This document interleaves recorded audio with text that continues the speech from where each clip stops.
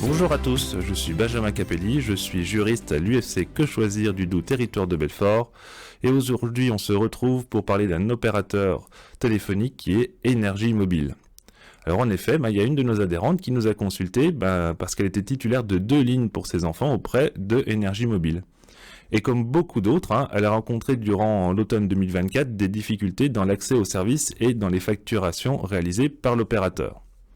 Ainsi, la ligne utilisée par sa fille n'a plus fonctionné à partir de fin septembre. Elle a été dans la possibilité de rétablir les services malgré les contacts très difficiles avec l'opérateur.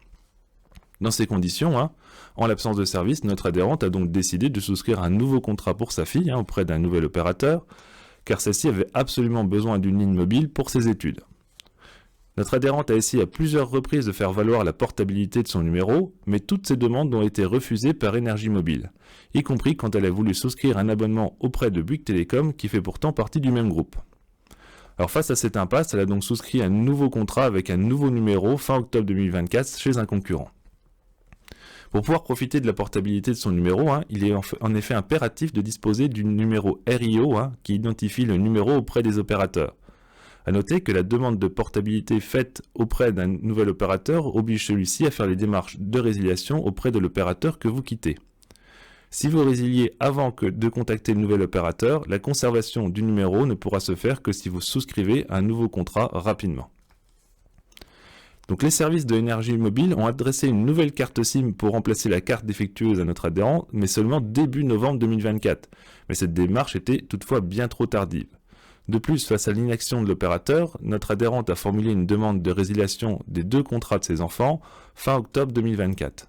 Manifestement, l'opérateur n'a pas pris en compte que très tardivement la demande de résiliation, puisque notre adhérente a reçu un mail le 11 mars 2025, donc 5 mois plus tard, lui indiquant que la résiliation de la ligne serait effective à compter du 20 mars 2025.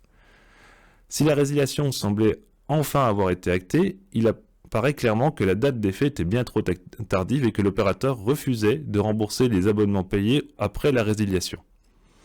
Suite à notre contestation, l'opérateur n'a pas voulu rembourser notre adhérente non seulement pour les mensualités prélevées après la réalisation, mais également pour la réparation des préjudices découlant de l'absence de service sur l'une des lignes. En effet, l'opérateur il a une obligation de résultat dans le service qu'il vous propose. Ainsi, en l'absence de service, vous pouvez lui demander déjà l'annulation des facturations correspondant à l'absence de service et un dédommagement complémentaire selon le préjudice subi.